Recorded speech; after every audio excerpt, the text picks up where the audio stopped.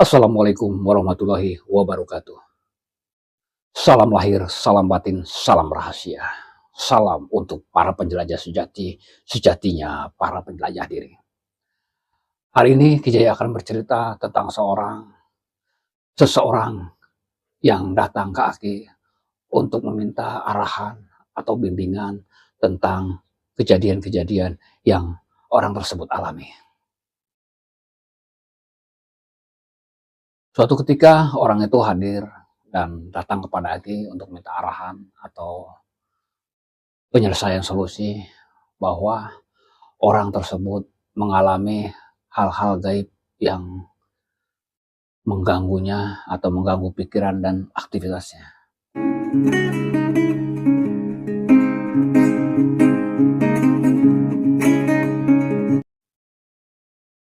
Orang tersebut hadir kepada Aki dan bercerita, "Kijaya, bagaimana cara mengatasi?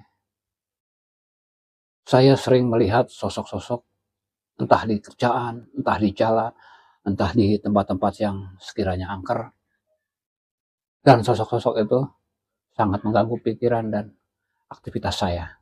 Lalu Kijaya bertanya kepada orang tersebut, "Apakah selama mengganggu ini pernah merasuki tubuhnya?" Dia bilang, "Pernah beberapa kali merasuki tubuhnya. Dan pada saat ini merasukinya, saya sempat menahannya dengan rasa sesaknya, rasa tekanan energinya yang sangat kuat. Dan saat itu saya juga punya pengawal atau khodam yang menjaga tubuh saya dari keturunan saya atau dari orang tua saya. Tapi yang menjaga saya atau yang mengawal saya juga tidak kuat untuk menahan energi yang datang dari luar. Yang akhirnya saya kerasukan. Lalu setelah kerasukan bagaimana? Saya secara batin, secara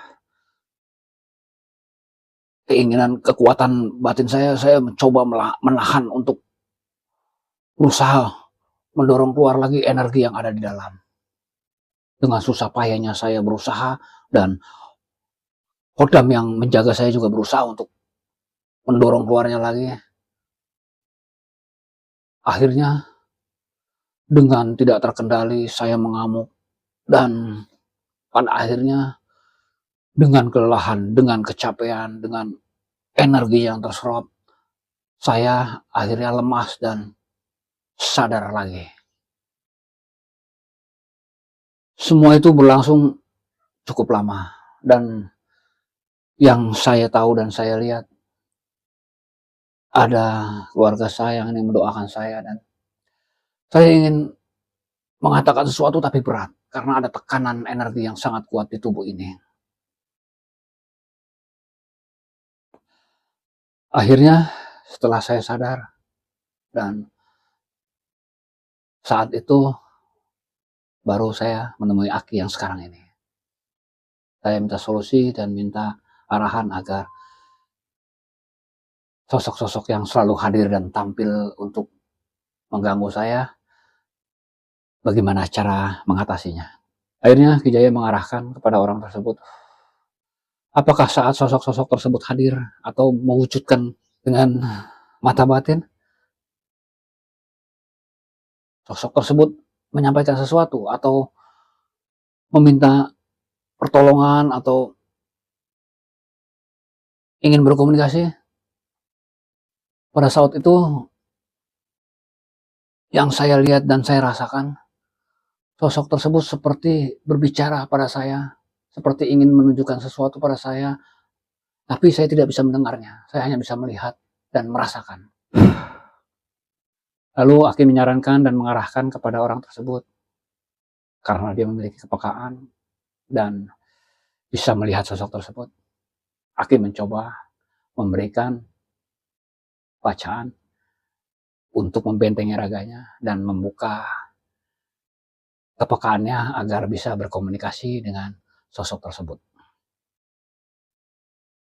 Di hari itu juga Kijaya mencoba membantu untuk berkomunikasi. Akhirnya orang tersebut bisa berkomunikasi dengan sosok-sosok yang pernah hadir dan pernah dia lihat. Ternyata sosok tersebut ingin menyampaikan dan ingin menitip pesan pada orang tersebut. Walaupun sosok-sosok tersebut tidak kenal dengan orang tersebut, tapi orang tersebut bisa melihat sosok tersebut dan berharap bisa menyampaikan pesan yang ingin disampaikannya. Ternyata orang tersebut bisa merasakan dan mendengar apa yang disampaikan pada sosok tersebut. Ternyata sosok tersebut ingin menitip pesan dan menyampaikan pada keluarganya bahwa sosok tersebut minta didoakan dan memberikan gambaran-gambaran bahwa sosok tersebut sudah tidak ada di dunia ini dan ingin menunjukkan keberadaannya, bahwa terakhir kali dia berada di dunia ini ada di lokasi ini dan lokasi ini. Sedangkan sosok yang lain juga ingin menyampaikan bahwa sosok tersebut mengingatkan kepada kita yang masih hidup agar selalu berhati-hati dan waspada terhadap orang-orang yang terlihat baik, tapi kita tidak tahu maksud dan tujuannya.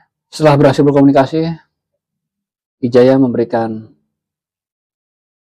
suatu amalan agar orang tersebut tidak bisa melihat atau tidak bisa melihat tampilan-tampilan sosok tersebut, atau sosok tersebut tidak bisa menampilkan sosok-sosoknya terhadap orang tersebut karena sangat mengganggunya. Jadi karena ini hanya sebuah penglihatan atau kepekaan batin seseorang bahwa sosok tersebut ingin menyampaikan sesuatu, ingin memberikan peringatan atau pesan terhadap orang yang masih hidup.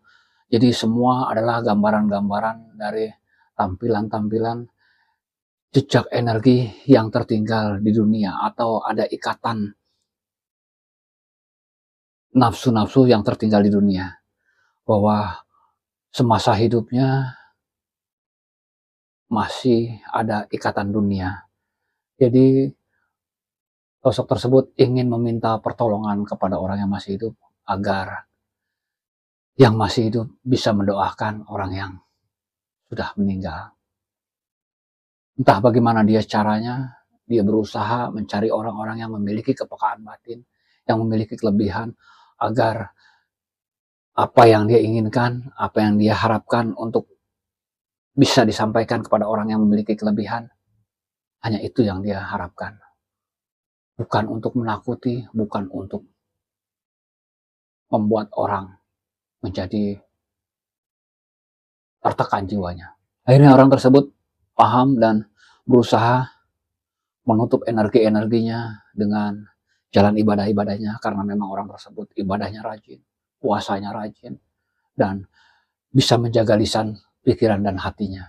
Jadi Aki bisa mengarahkan, bisa memberikan bimbingan terhadap orang tersebut untuk atau agar tidak bisa atau bisa menutup pandangan-pandangan di alam sebelah.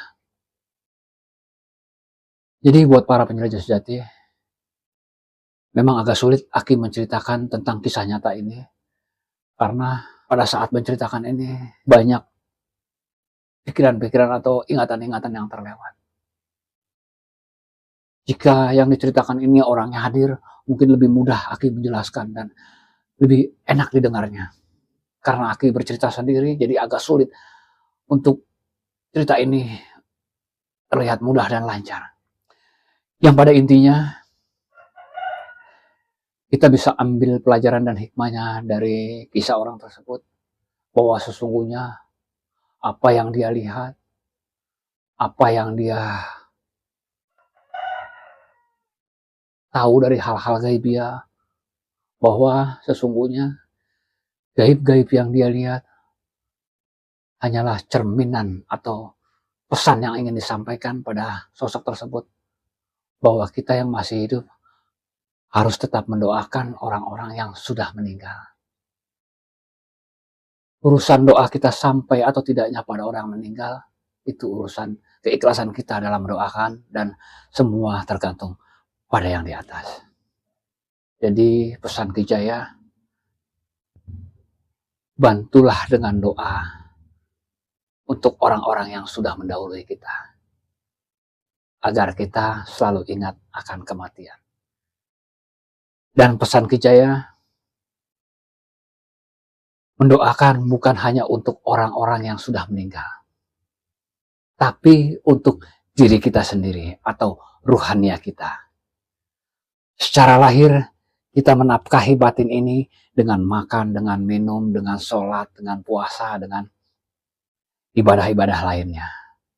Tapi banyak yang kita menyadari bahwa batin kita, ruhania kita juga butuh nafkah, butuh doa. Bukan berarti orang yang sudah mati saja yang perlu kita doakan, tapi orang yang masih hidup perlu kita doakan juga agar kita seimbang dalam menafkahi lahir dan batin. Hanya itu yang bisa Ki Jaya sampaikan. Mohon maaf bila ada salah-salah kata, mohon maaf bila penjelasan Aki terasa kurang mengena atau ada yang tersinggung atau menyimpang. Aki mohon dibukakan pintu maaf yang selebar-lebarnya. Sebelum Ki Jaya menutup pembahasan ini, Ki Jaya doakan kepada para penjelajah sejati, semoga selalu diberikan kesehatan lahir dan batin, kekuatan iman dan Islam, dimudahkan dan dilancarkan segala urusannya, serta tidak lupa dijauhi dari segala fitnah manusia, jin dan dajjal. Hanya itu yang bisa Ki Jaya sampaikan. Billahi taufiq wal hidayah. Wassalamualaikum warahmatullahi wabarakatuh.